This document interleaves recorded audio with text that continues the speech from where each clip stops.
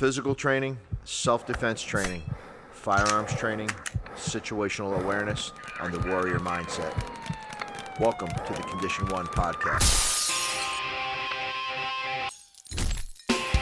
This is a podcast where we'll be talking about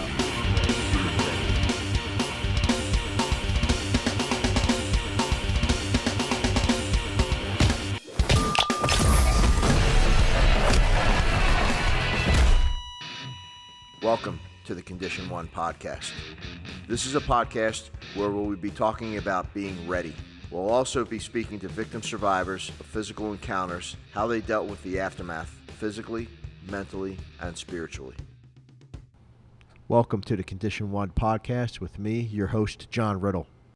I'd like to thank our sponsor, the Crestwood Technology Group. CTG supplies the defense and aviation industries with critical parts and materials designed to keep fleets and systems operational, ready, and safe. Check out the Crestwood Technology Group at ctgnow.com.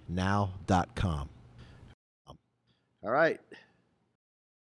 James Guthrie, welcome to the show. Welcome to the Condition 1 podcast. How you been, sir? Hey, brother. Thanks for having me on. I certainly do appreciate it. You bet, man. James, you earned a nickname a few months back, probably a little more than a few months ago now, that you were involved in a pretty harrowing experience at your workplace. I want to get into that, but first I want the listeners to get to meet you, to get to know James, the normal guy who lives up in Central Florida, and then we'll build up into how this incident took place and how you became a survivor. Okay, most important thing.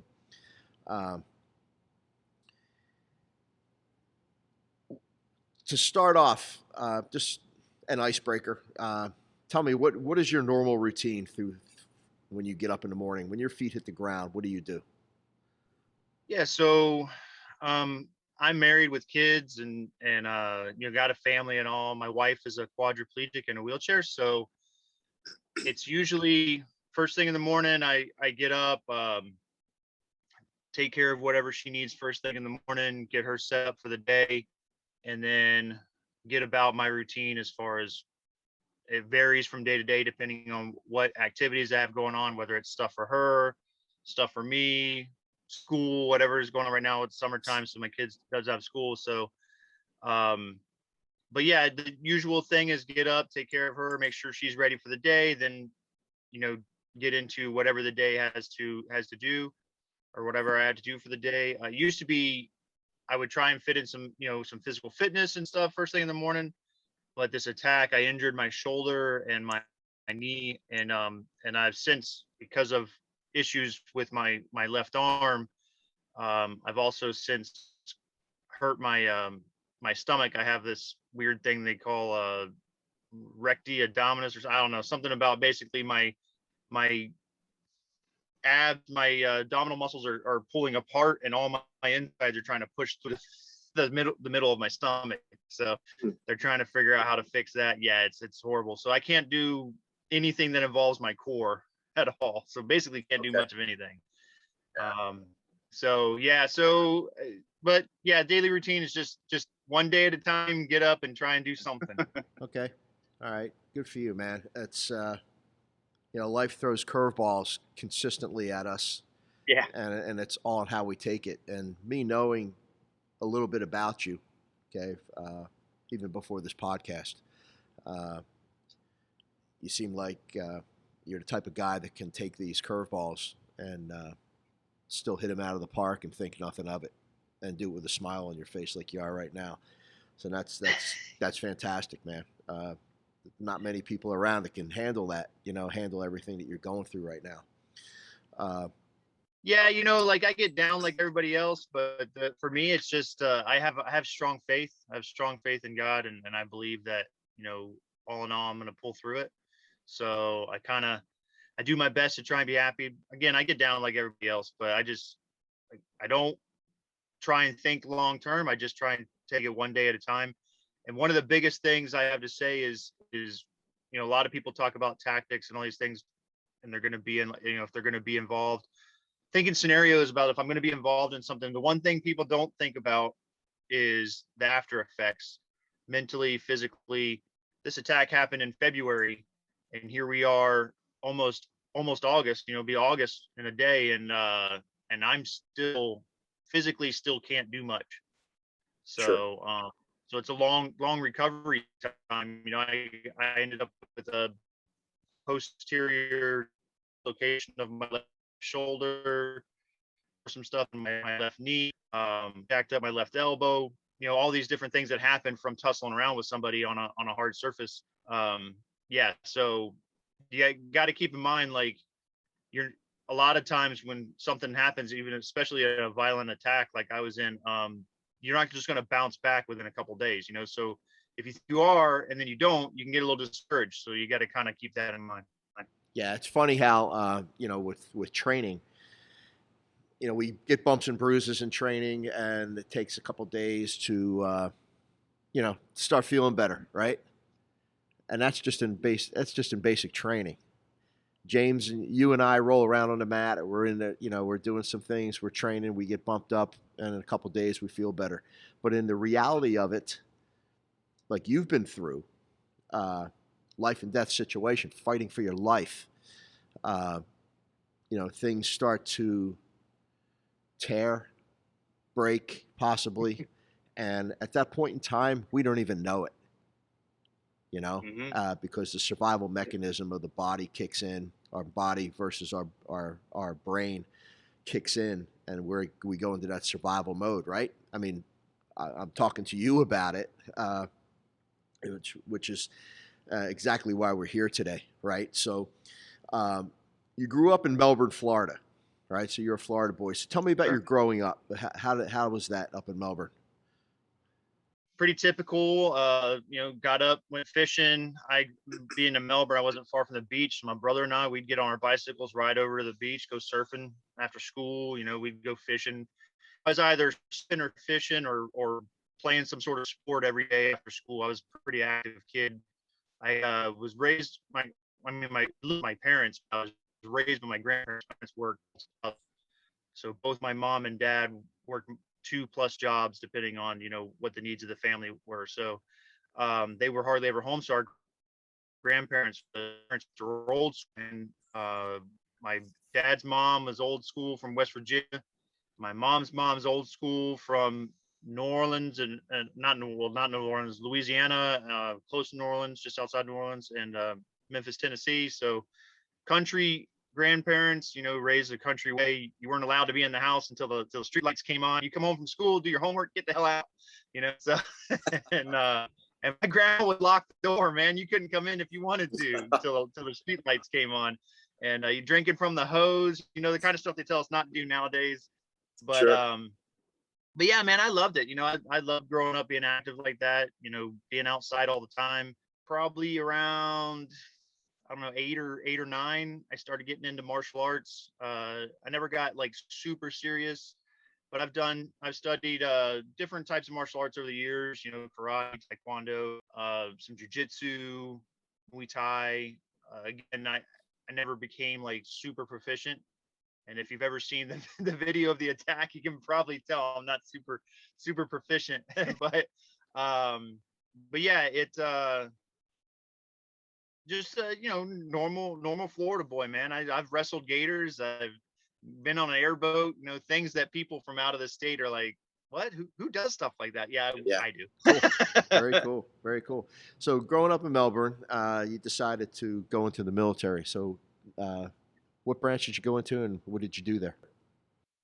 Yeah. So about a year after my daughter was born, 19 years old, I became a father. And about a year after my daughter was born, I decided to join the army. Went in the army, went to basic training, went to my tech school. I was an aircraft mechanic, and then went to jump school. Got to my first duty station, and then while I was in Fort Hood, Texas, the towers were attacked, and then we all went on alert. And I was a part of attached to an attack helicopter unit at the time. So they were part of the first groups to go over, and Yeah, I mean, multiple deployments over the years, being, with the Middle East, but also been to different countries, attached different units, was attached to the 160th for a little while, um, special operations aviation unit. But yeah, I've done a lot of crazy stuff. Had an excellent time. Absolutely love the military. Got hurt after being in for a little while, and was unable to. It was something I wasn't going to recover from anytime soon. It was a long time recovery. So they wanted me to change my LS and I my career. They wanted me to change my career field, and I didn't want to change my career field. I absolutely loved it. So I had a little disgruntled. So I tried to fight it.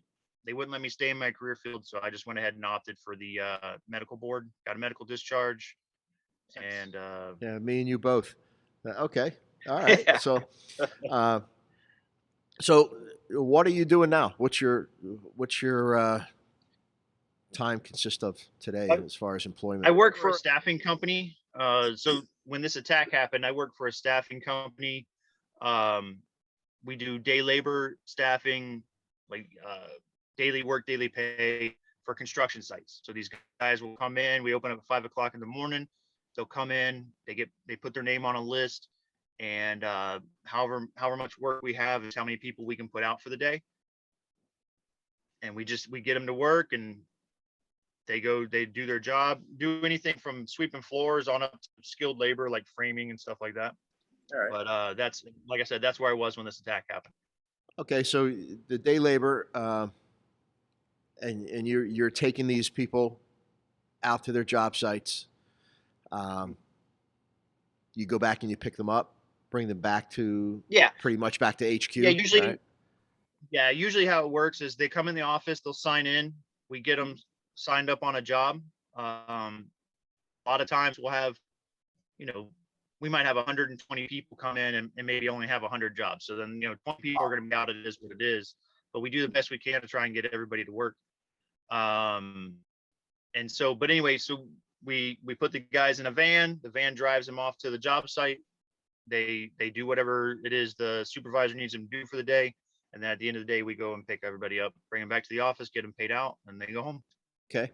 So on this particular day, let's get to the issue at hand. On this particular day, you get up in the morning, you go through your normal morning routine, and it's funny, but everybody gets up, they go out, and they start to do their morning routine, and we never know what's going to happen throughout the day. It's a thing where, we kind of assume, we're going to have a normal day. It's another day. It's a Monday or it's Friday. And it's Yep. ho hum thing, right? And then Yeah. James gets up. He gets you take care of your wife, your kids, and you head out the door. You show up to work, and so I'm gonna let you tell the story now from you showing up to work, and because I've seen the video, I've heard, Yeah. and of course I've heard your story before, but it's just I get the chills just listening to it and looking at the video. The same thing, man. It's crazy. Yeah, the video is It's really crazy. violent, man. Like, If you watch the video, you'll see like in the first couple seconds of the attack, like I have my back, and we'll get to it, but I have my back to when the attacker comes in and starts attacking. So what initially happens, the first thing you see in that video that everybody's been showing around, the first thing that you see, I never saw that until I saw the video. I didn't even know that happened. Sure. In my head, I remember something different, so I saw the video and I saw that, I was like, oh my, I had the same reaction everybody else did. I was like, holy cow. But what's really crazy is I just got awarded a good citizenship award from the Orlando. So I live in Orlando, Florida. From the Orlando Police Department here, the chief of police gave me an award. And so when I went up on stage to get the award, they never told me. They showed the video. They're like, yeah, congratulations, blah blah. And here's the video, and then they just start playing it, and like, Oh wow. and there was kids, there was like little kids in the audience, and I was like, whoa, you're not even gonna be like, hey, warning, like it's super graphic because I mean, Sure. that thing starts out balls to the wall, man. Yeah. And like, yeah, it's pretty violent. And I was just like, wow, I can't believe they showed this thing. And I'm just standing there smiling like, hey guys, you know? Yeah. So, but anyway, so just to back up a little bit, so like that morning, we talk about morning routine. So that morning I got up and I was actually, what I normally am supposed to do is I go into the office and I basically do like dispatch work first thing in the morning, get the guys set up, get them on a job, get all guys loaded up in the van, make sure my van drivers get them out to where they're supposed to be on time, like all these things. So that's what I'm supposed to do on a daily basis. However, that particular day, I had to fill in for a van driver. So I had one of my coworkers was doing the dispatch duty, and I was driving one of the vans because I had a van driver that was out with COVID. So that day, since I was driving the van, I decided I was going to leave her at home because a lot of these guys are, you know, they're weary around dogs and stuff like that, which I totally understand. Not everybody's a dog person. So I was like, all right, well, I'm gonna leave my dog at home. So I'm getting dressed, putting everything on. I know I'm going to be sitting all day because I'm going to be in this van. And for me, because I have a belly, for me, it's uncomfortable to sit appendix carry. And yeah, I could modify you. We talk about like, you talk about going through the motions every day, things not happening, you know, like we have to continue to remind ourselves that just because I didn't get attacked by somebody today doesn't mean I won't be attacked by somebody tomorrow. Right. So, but we get comfortable nothing happening, you know? So we go, oh, well, maybe I don't need to carry my gun, or maybe I don't need to carry my pocket knife, or whatever it is that, and the days that we don't carry it, right, that's the day that something happens, you know? So Sure. that morning I got up and I'm like, well, I'm gonna be sitting down all day. It's uncomfortable. I'm not gonna bring my gun, you know. So I leave the house. I'm dogless. I'm gunless. Planning on driving the van all day. I get to my van, get loaded up, get ready to pull out of my driveway, and I was like, you know what? Never mind. Let me go back and get my gun. So I go back inside, grab my gun, I put it on, and I go to work. I get there, I load up the van, I take them all to work. So by 7:30 or so, most people are at work. Now the only thing I have left to do for the day, pick everybody up from work. So normally I would go home because I don't have anything that I need to do at the office because that's what my coworker's doing. Right? She's taking care of all that stuff because I was just driving for the day. So normally I would just go straight to the house. I would never have gone back to the office, but I was like, you know what? I need to go swing back by the office just to just check on things, see how everybody's doing, you know? So I was thinking about calling. I was like, well, I'll call, because where I was at, where I dropped the last guys off, really 5 minutes from, you know, so it's way easier just to go home because I'm 5 minutes Sure. from my house or 35 minutes from my work, which is away from my house. So it's not even in the same direction. So I'm like, hey, why not go home? But anyway, so I was like, well, I'm going to call. And knowing what I know now, after talking to my coworker, she was like, I'm glad you didn't call, because if you would have called, I would have told you go ahead and go home because there was no reason for you to come back to the office. So I didn't call. I went ahead and went to the office, and about 6 minutes after I got there, this guy came in. So if anybody's seen the video, one of the biggest things everybody wonders is where was our situational awareness? Why do we not see this guy come in? Now, how many? Let me And interrupt first you for a off- minute. Let me interrupt you for Yeah. 1 second. How many people are in the office at this point? So inside the office, there was 3. Outside the office, we had 1 driver and 2 of our normal workers. They were outside, like in a little sitting that we have outside with picnic tables. Okay. Perfect. So, yes. So this gentleman walks in. He walks in with a backpack in his hand. Everybody assumes that he comes in just holding a machete, and everybody's like, well, why didn't you see him? Well, this guy that attacked us, he would been going to work for us for almost 8 months every day. great worker. I've talked to him multiple times. Always had good conversations with him. Never had issues with him. He's always got great reports from all the supervisors and everything he ever worked for. They always want him to come back. Just was a dude until this day. Maybe he had a bad day. I don't know. I don't know. Pretend to know anybody's frame of mind, but yeah. So he came in holding a backpack, which 100% of these guys do, because most of them, their entire life's in their backpack. Sure. So he walks up to the counter. We're like, "Hey, Bill, how's it going?" And we go about our business waiting for him to say something. So I walk up to a board. I'm filling out a driver's board, which puts my back to everybody else. And the next thing I know, I hear this bang that was so loud. It sounded like a bat hitting a baseball, just that crack.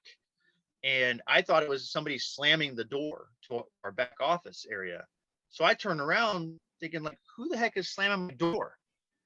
And when I turn around, I see this dude standing there behind my coworker. She's bent over the counter. Machete, at this moment, machete's not in his hand because he had just hit her with it. So what had happened, for people who haven't seen the video, is he comes in the door around the counter, brings the machete up, and just swings down. He's trying to take her head off. I mean, he just swings down as hard as he can. I mean, he swings for the fences, man. And luckily, as he's swinging, the machete turns in his hand, and so it hits her flat instead of hitting her with the blade. And when it hit her flat, it hit her so hard it bent the machete blade. Like, I mean, straight up, like from this to like that. It was crazy. And that was the crack I heard was the thing slapping her in the back of the neck. That's how hard he hit her. And his hand comes off the machete, and so he has to re-grab the machete. So he reaches for it, and as he reaches for it, she's reaching back. She's like, what the heck is going on? He pulls the machete up, and it severs the artery in her wrist. So she starts shooting blood across the room, freaking out, and takes off running. At the same time, at that split second, I had turned around right as all that was happening, or right after the hit, and he's reaching for it. I turned around and I see him, and I'm like, we talk about going through, you know, some people call it like the OODA loop and all these things. Like, Right. Well, one thing that I've learned over the years with psychology, when we see things and we're trying to analyze like what's going on, you know, you have that time frame it takes for you to process the information you're seeing, all these things. But a lot of people are like, well, dude, you need to work on your reaction time. But one of the things that people don't understand is, so you have your set amount of reaction time. You can train it all you want. But then if I take a whatever scenario you're working, right? So if I take and I put a dummy in front of you and I'm like, okay, work your reaction time. This is what happens. Then I take that dummy out and I put some that you know standing there in front of you. Now we've increased the amount of time it takes for you to react, because your brain's trying to process, like, I know this person, like, is this really happening? Like, first off, you're going, is this violent thing really happening? Because you're just not, like, your brain doesn't work that way. It's like, wow, I can't believe what I'm seeing. And then Sure. you're going, wait, I know this guy. This is not how this person normally reacts. What's going on here? And all this is happening how fast? Yeah. You know? And like, Right? and you've got to get that ball rolling, because you're like, whoa, like you're going from a calm state, everything's cool. It's not like you were just yelling and screaming at each other, you know? So you're not even like ready for this. So you're going from, he's already 100 miles an hour and you're starting at 0. Sure. And you got to try and catch up, you know? Right? So, yeah. So like, I appendix carry. That day I had a Springfield XD9, which the police department still has. So if anybody has contacts at Springfield, I could use another pistol. but I always got to throw that out there, man. You never know. Somebody might call me. So, because I tried going to the police department, I'm like, can you guys at least put some oil on that thing? Because I mean, man, it's going to be a rust pile by the time I get it. Sure. But anyway, so I had this Springfield XD9. It's got a backstrap safety on. But I appendix carry. So I see this going on. I go, real quick, my brain, all right, so do I close the distance and attack? I have a pistol. Do I pull my pistol? Like, what do I do? So, for me, this was a Tuesday. The Thursday before this, I had just got released to go back to work after having COVID and like a really bad case of it. It's the sickest I've ever been in my entire life. I was bedridden for 2 weeks. I barely had the strength to get out of bed to go pee. And I had just come back to work from that. So I was still in this like flu fog that, Sure. you know, and like, that was kind of slowing me down. Plus I was super weak. Not to mention, I got to give the guy credit where credit is due. The dude's 6'3", and on my best day, he was still stronger than I was. Like construction worker all day long. He was a tough guy. Yeah. And so he was about 7 feet away from me. He covered that distance in 2 strides. It was pretty quick. So all of this is going through my head, and I'm like, dude, I'm probably not going to be able to beat this guy in a physical confrontation. Shoot him. You got a gun. That's what it's for. Shoot him.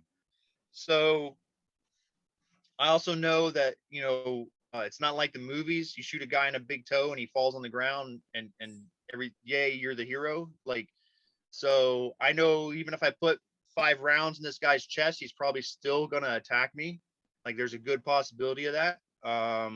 So my mind wasn't thinking draw the pistol, get on target. Like my body's already doing that because I've done it so many times. But what my mind was thinking was, all right, this dude's going to attack you. He's got a machete. He's going to hit you with that machete. You need to be prepared for that and understand that you're going to get hit by a machete. Like the key is, where are you going to take that hit? Right. So like, that's what's going through my head. And I'm like, okay, not the head and not the neck. You don't want to do head, neck, face, any of that. So I'm right-handed. So the pistol's in my right hand. So I decided to give up my left arm, knowing that even with a really hardcore chop to my arm, I still could, you know, possibly continue fighting, which was the goal if I had to.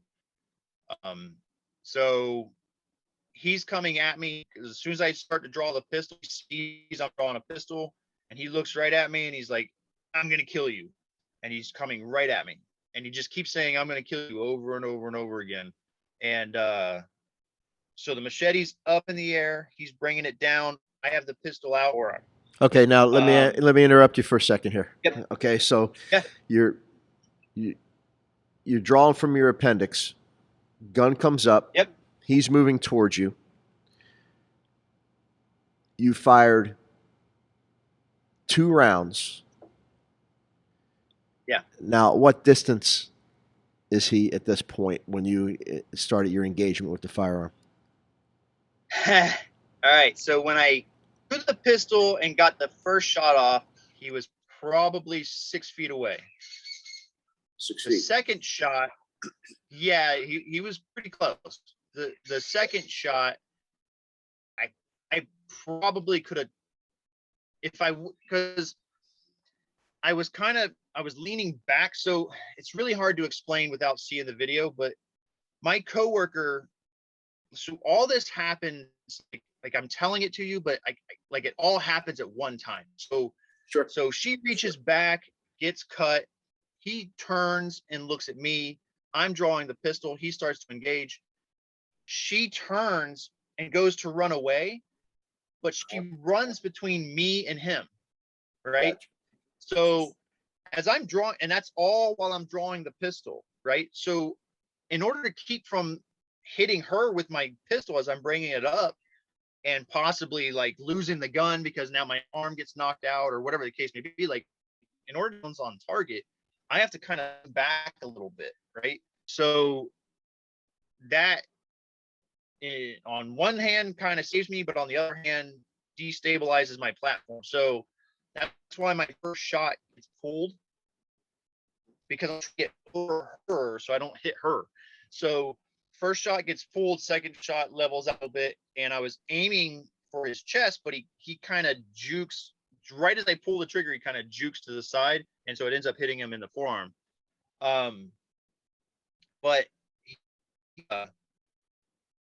so by that time, if I had been standing straight up, I probably could have touched him with the pistol. He was that close on the second shot. Yeah. So and then it was literally right after I pulled the trigger on the second shot that the machete came down to hit me. But when you see the video, like, because I'm leaning back, I'm off balance. And I try to slide my right foot back to widen my stance so I could rebalance myself. Unfortunately, there's a laundry basket right at my feet. And when I slid my foot back, I tangled up in the basket and ended up falling down, which saves my arm, because as he's bringing the machete, I initially thought that he hit me with the machete as he was bringing it down initially. But what actually happens when you slow the video down and watch it, he hits the wall with the machete. So he misses me because I fell. Yeah. So I hit the ground. And at that point, I'm like, dude, I got to get up. I can't have this guy with a machete on top of me. Like, he's got all the advantage at that point, even though I still have a pistol in my hand. But I'm like, yeah, I got to get to my feet. So I start scrambling. At the same time, I'm trying to get the pistol on target so I can get some more shots off. Unfortunately, I have the Springfield XD9. So it's got a backstrap safety on it. Now, anybody who's ever shot a pistol, there's multiples of them out there that have a backstrap safety on it. Everybody knows that if you don't have that real firm grip, you're going to get shot off.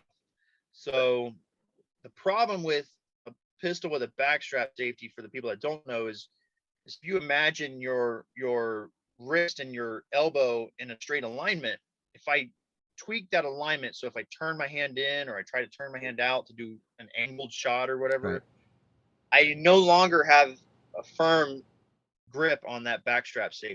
So that's what's happening. So whereas with a, let's say example, Glock 19, I can literally tweak my wrist as far as it can go in and still get a shot off because it's all right in the trigger. So I'm trying to, I'm buying for position so I can keep that straight alignment between my wrist and elbow while getting that pistol pushed into basically pointing at his chest so I can just start pulling off rounds as fast as I can. Unfortunately, I never get that good angle, so I can never get that shot off. So now at this point, I'm scrambling. I'm on my knees. He's still on his feet, kind of over top of me. He's got the machete in his hand, so I've got my left arm on his hand, on his wrist, trying to keep him from cutting me with the machete. Okay, so real quick, when he slams into me, right? So as I'm falling, he slams into me. What happens is he brings his knee up into my shoulder, my left shoulder, which dislocates my left shoulder out the back.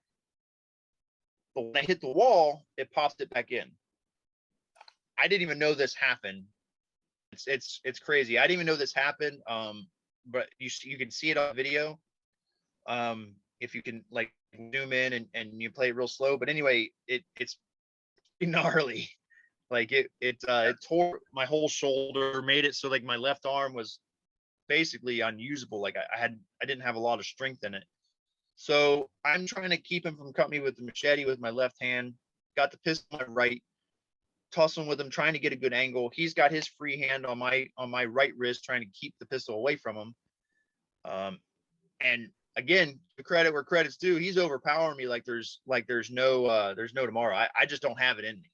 And so at that point, I'm scared because I'm like, I have a gun, but like I can't, it's not effective at the moment because he's way stronger than I am. He's winning, you know. So and at some point during that tussle, he ends up, the machete has on the backside of it like this little hook blade, and just swinging that thing around, it ends up sliding up and it hits me in my wrist and just fillets my wrist open. But I don't even notice that until the fight's over. My adrenaline's pumping. I'm trying not to die because he keeps saying, I'm going to kill you. I'm going to kill you. I'm going to kill you. And so as we're tussling, don't know how it happens. I still, even on the video, I can't see how it happens, but at some point the pistol comes out of my hand. Did you get a hits the floor. stoppage at all in the firearm? Did I get a After- what? A stoppage after the second round went off? Did it double feed? Did it Yeah. stovepipe? So at the end of the fight, I realized this, but more than likely after that second shot, the pistol comes out of battery for some reason. I don't know how. I'm just guessing that. It could have come out of battery when it hit the floor. I don't know exactly what happened, but after the fight was over, you'll see like I have to like clear the pistol and all that stuff. And I'm trying to do it one-handed because my left arm isn't working after the fight. So like in the video clip that's circling around the internet, you don't see it because it's a smaller, shorter clip. But in the full clip, you can see me actually like clear the pistol on my belt and all the other stuff. Because I got to do it one-handed because I can't use my left arm. So yeah, it had some sort of, again, I can't remember in my head. It had some sort of jam, or it just came out of battery or whatever was wrong with it. It wasn't working. But at that time, I didn't know that was the case. So You're a little the busy. gun hits the floor. Yeah, I'm a little busy. I got a lot going on. So the gun hits the floor. He dives on it, and now I'm like, oh crap! Like I don't have anything. He's got the machete. He's now laying over top of the pistol. I'm like, so I'm in panic mode. I'm trying to like still control the guy, and he comes up, the machete in one hand, pistol in the other, and he points my pistol right at my face. And so I'm looking down the barrel of my gun, still assuming that it's going to fire. Maybe it was going to, maybe it wasn't going to, but so of course, like for a split second, and I'm on my knees, he's on his feet. He's got the gun pointed right at my face. I'm looking down the barrel, and my brain just goes, all right, dude.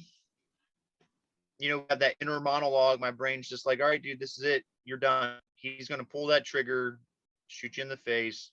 You're not going to live through that. You're dead.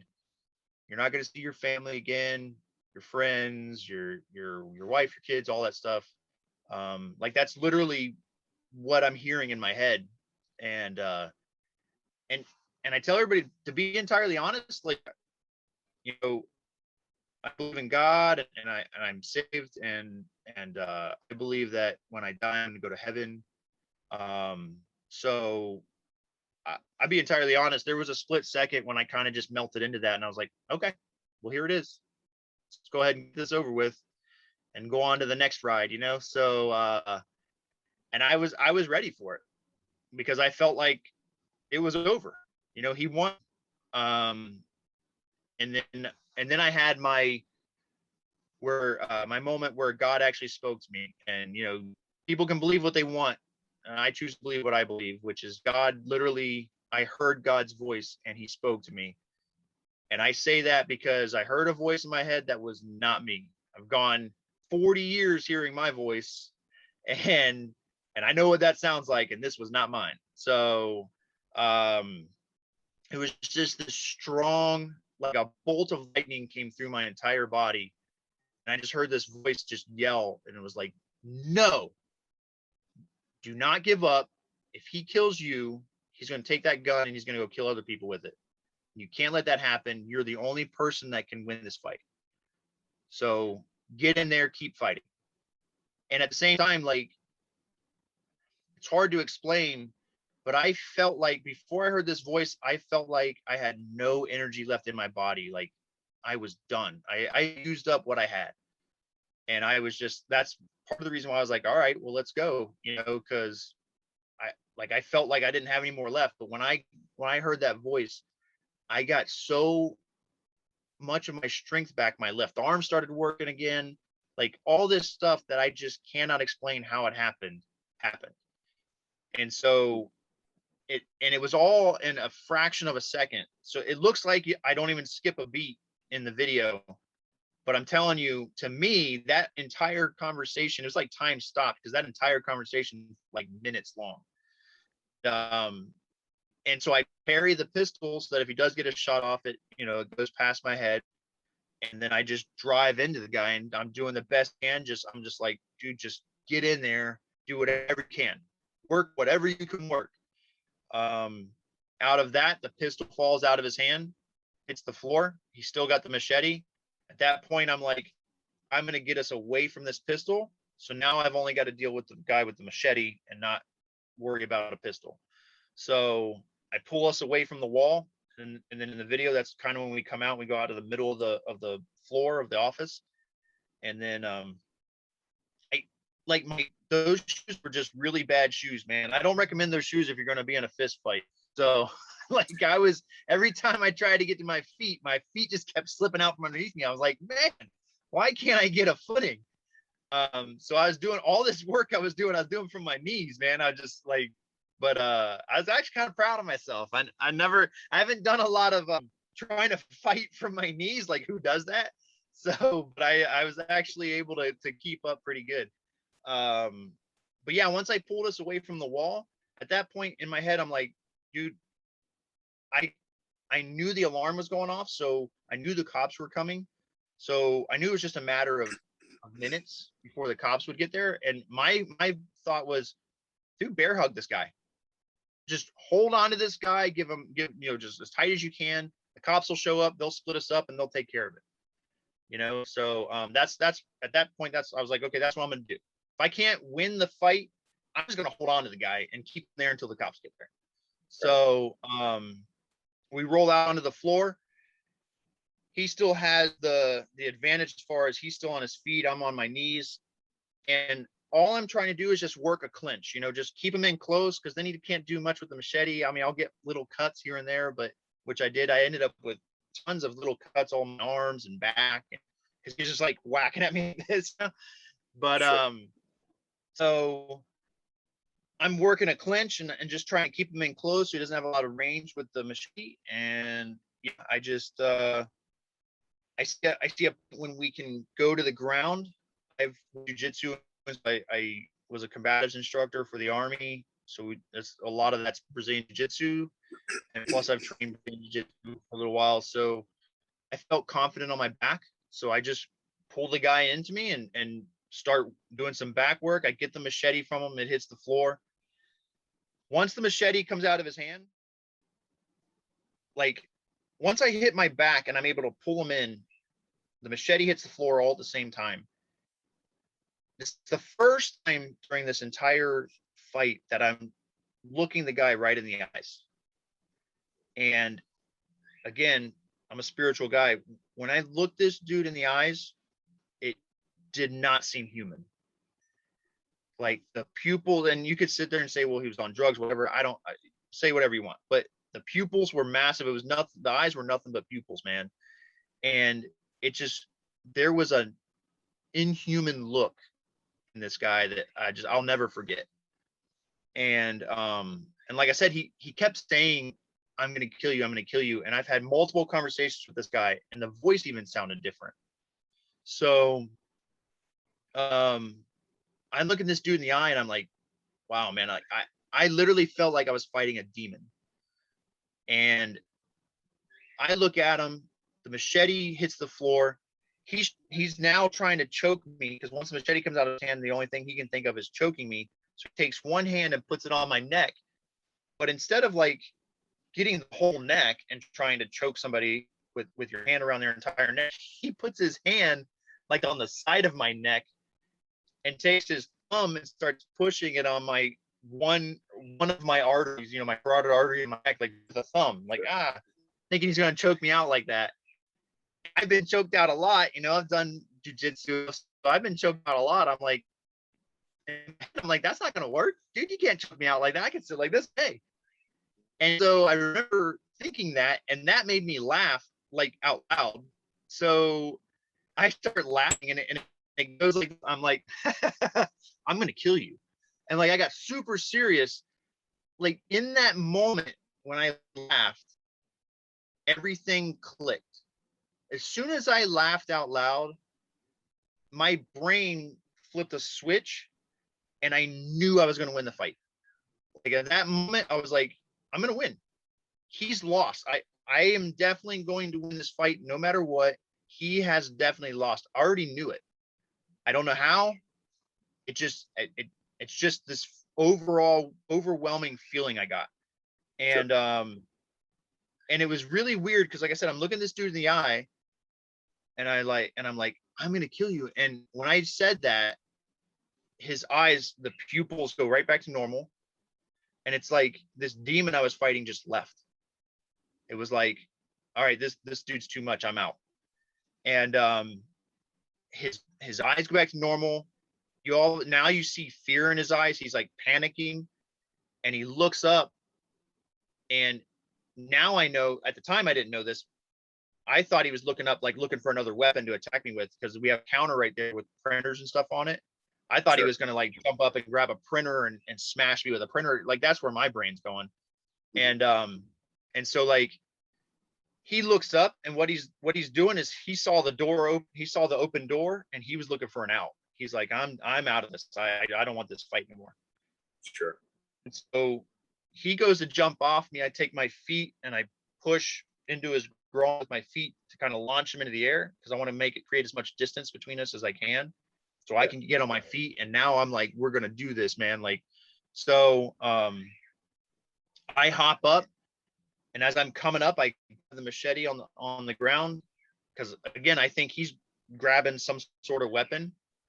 And then I see that he's running out the door. Well, at the same time, my coworker had ran out the door. So he's right behind her. And I'm like, oh man, he's going to attack her. Right. Yeah. So, cause I mean, obviously in the video, you can definitely tell in the video, his intent when he came into that office was to kill her. He went right past another coworker of mine, right to her, beelined right to her to chop her head off with a machete. I mean, it's very evident the intent in that video. So I was my brain goes, oh dude, he's gonna go after her, he's gonna try and attack her right there in the lobby. So I toss the machete, go over, pick up my pistol, pull it up, get the sights on target. Reality is he pushes her out of the way so he can get out the door and keep on running. Sure. So I was like, okay, well at that point I noticed that the pistol, the slide's not all the way forward on the pistol. So I'm like, oh crap, I gotta clear this thing. So then I go into trying to clear it. I can't, my left arm has now stopped working because of what happened to the shoulder. It just like I can barely move my left arm. So I'm trying to pop the magazine out, clear the slide and all that. I'm doing it all with my belt. I get everything reset, get it reloaded. And then I go out, clear the parking lot, make sure he's not still in the parking lot, make sure the parking lot's clear. He doesn't have any buddies, not coming back again. He's taking off down the street. And then I start barking orders. Then I go into medical mode. I reholster the pistol, go into medical mode.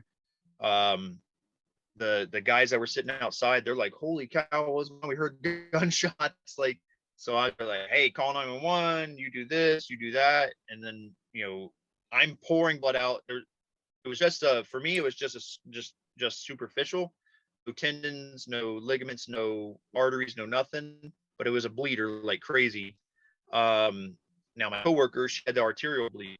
So I'm trying to, not having access to a tourniquet, which in hindsight was a stupid thing to happen for somebody like me.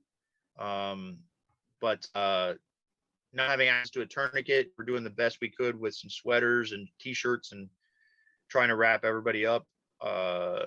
There was a third coworker in the office when the attack happened.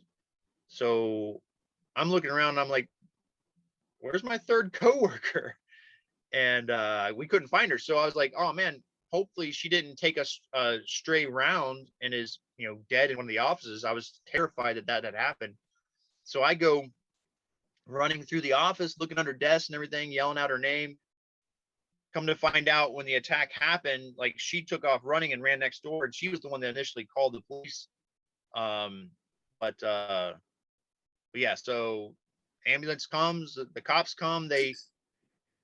I still had the pistol on me. I love telling people how the cops handled it, because especially nowadays when people want to say, you know, how horrible cops are and they shoot first, ask questions later. I had with the situation that happened, because I know what that phone call said to the police. They said, gunshots, people have been shot, blah, blah. So these cops are coming into, they know there's a gun there, right? So they had every right to come up, I mean, ready for action. And and to their credit, they pulled in with level head. They saw us standing outside. They asked us what happened, if we had been shot. And I said, no, I'm the one with the gun. And he goes, do you have the gun on you now? I said, yes, sir, I do. And I had my arms up like this because I was trying to stop the bleeding, you know. So, but I kept my arms up also because I have a pistol on me and I'm in front of the bleed. So, I'm like, yeah, I appendix. It's under my t-shirt. He goes, well, can I grab it from you? I said, yes, sir. Just be careful if there's a round in the chamber. He said, okay, got it, man. So he pulls it out. He clears it, puts it in his car. He goes, do you have any other weapons on you? I said, I have a pocket knife in my pocket. He goes, look, dude, I'm just going to take it. You'll be able to pick it up at the police station. We'll go to the hospital. They'll take it from you and they may not give it back. He's like, with us, if I take it, you can pick it up at the police station. I'm like, sure. Yeah, go ahead. So he takes my pocket knife from me. And then they start administering aid. They throw a tourniquet on my coworker. And then I just because I was putting so much pressure on that wound that I had, and I couldn't get it to even slow down bleeding. So I asked them to put a tourniquet on me. So they slapped a tourniquet on me, and then the ambulance came and took us away to the trauma center. Now, let me ask you, he shot, the woman's got an arterial bleed, you're bleeding. How did that affect, how did that trifecta there, how did that affect your combatives when you were fighting with this guy? Yeah, that's one of the things. So when you look at my shoes, there's blood all over my shoes. Like I still have the shoes to this day, and they're a great pair of running shoes. But there's blood all over the shoes. So when I sit there and say I couldn't get traction, in hindsight, it's probably because there was blood on my shoes. I mean, because blood was everywhere. It's really hard to tell in the video. It looks like, I mean, you see blood hit the floor in the video, but you just don't see, there's so much blood. It was all over the place. Yeah, it just it made gripping things, trying to hold on to things, just in general, it was tough. Again, because it's everywhere. And when I burned that shirt and pants because they were done for. There was so much blood on them, it was ridiculous. Yeah. Between the two of us. So yeah, it was not an easy thing. Going back to that office after everything happened, even after the cleaners came through, there still was just massive, big. You can clean carpets all you want, but you're never going to get that stain, No, you're out never of the going to carpet. get that out. Yeah, and so there's just these big puddles, stain puddles, in all the different offices and stuff. Because I was running through them trying to find my coworker. Sure. But yeah, it was everywhere. Yeah. How did the lady make out that was hit with the machete? So, just so everybody knows, everybody's alive. He's in jail, awaiting trial right now. Trial's supposed to be, I was told trial is going to be sometime next month, sometime in August. I think the second week of August or something. So we'll be dealing with that.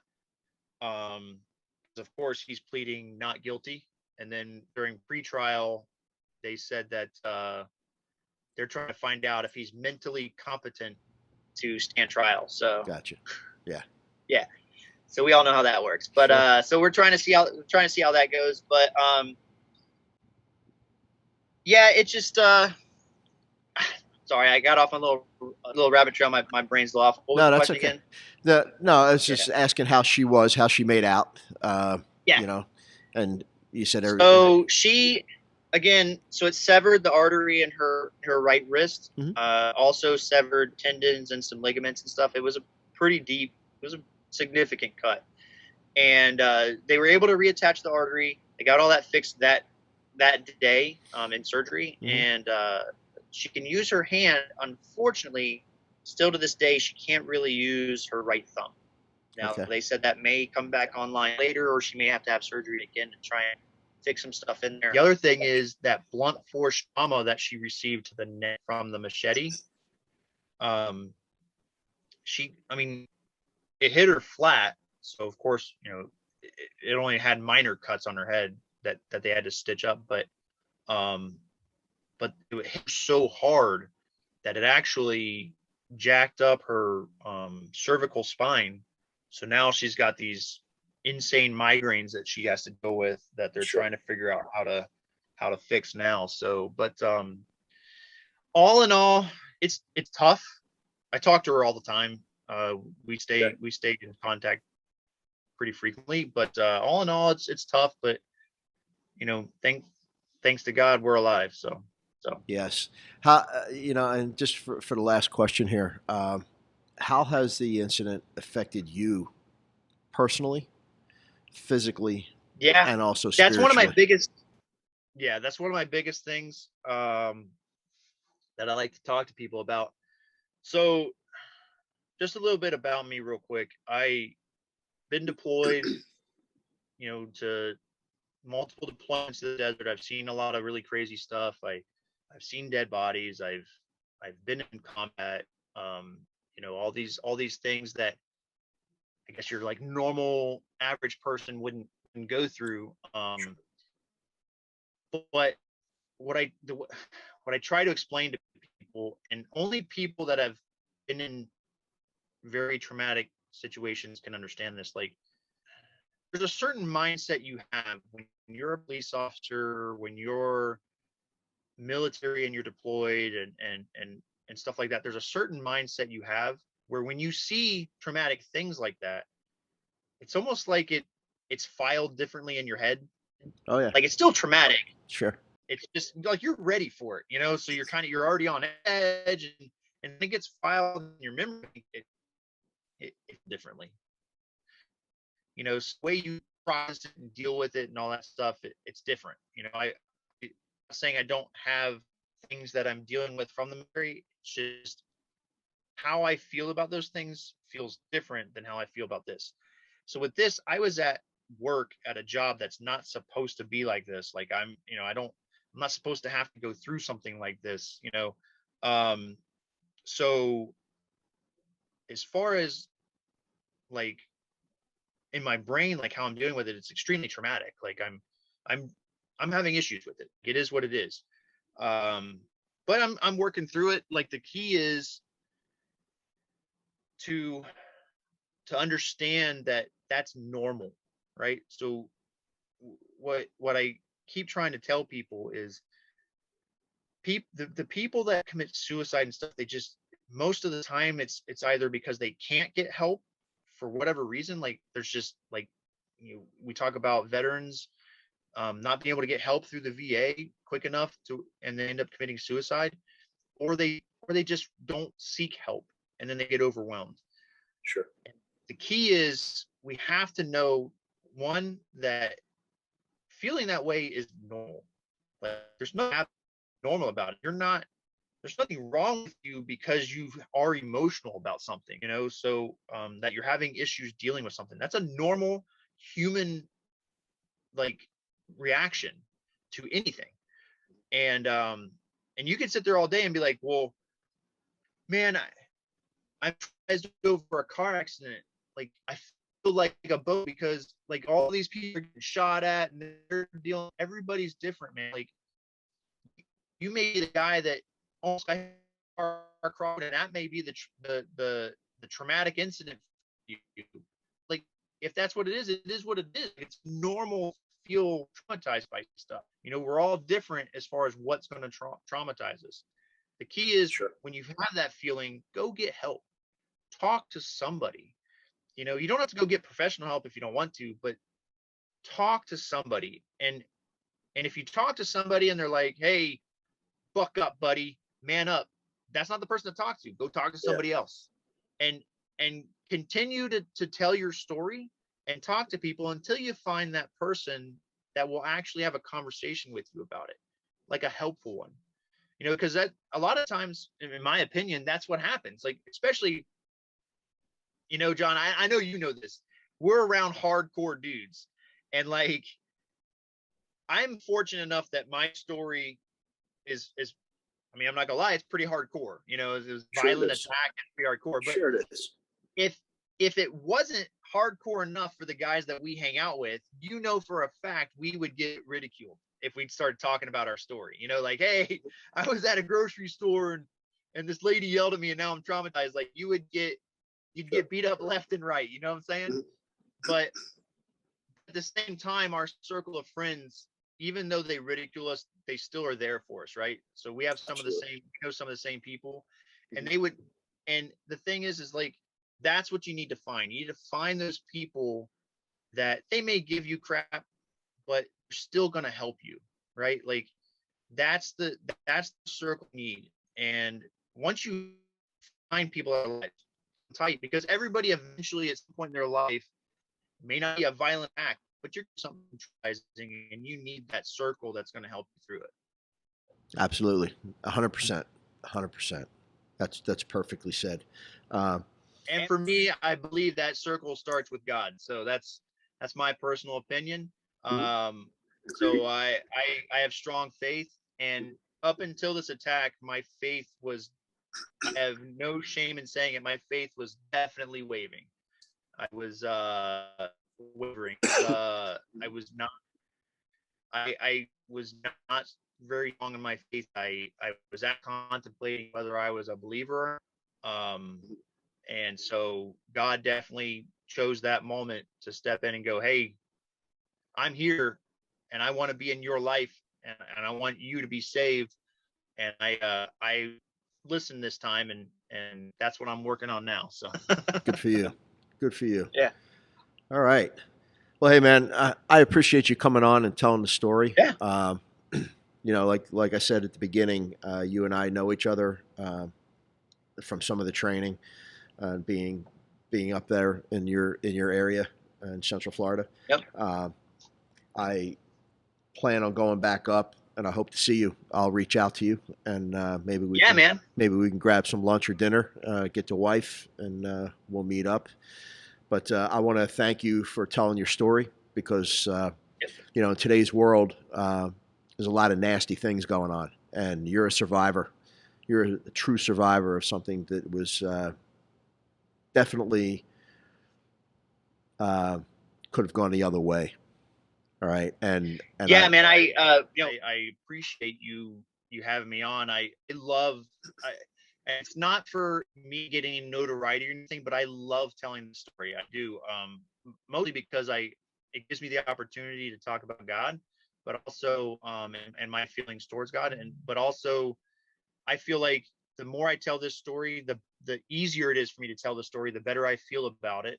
And if the story, in some way, shape, or form, maybe it's because of how I talk about God, or maybe it's because of happening in the story, or my mindset, or whatever the case may be. If there's one person that takes something from this story and it helps them in a positive way, that's all I ask for. There you go. Beautiful. All right, James, thank you again. Right. I appreciate your time, and it was great seeing you, buddy. Take care of yourself. Yeah, all right? John, appreciate it, man. Thanks. You bet, man. Hey, guys, that wraps up season number 1 of the podcast. I want to thank James Guthrie for coming on. He was the last one that we did on our podcast with his harrowing event that took place. Thank you, James, for coming out and talking to us about that. And I want to thank our sponsors of Crestwood Technology Group, CTG. They supply defense and aviation industries with critical parts and materials that are designed to keep fleets and systems operational, ready, and safe. You can check out CTG at ctgnow.com. Get ready for season 2. We are in the process of getting the podcast up and running, and it should take a couple weeks before it's all set and done. So stand by, get ready for some good information. Take care.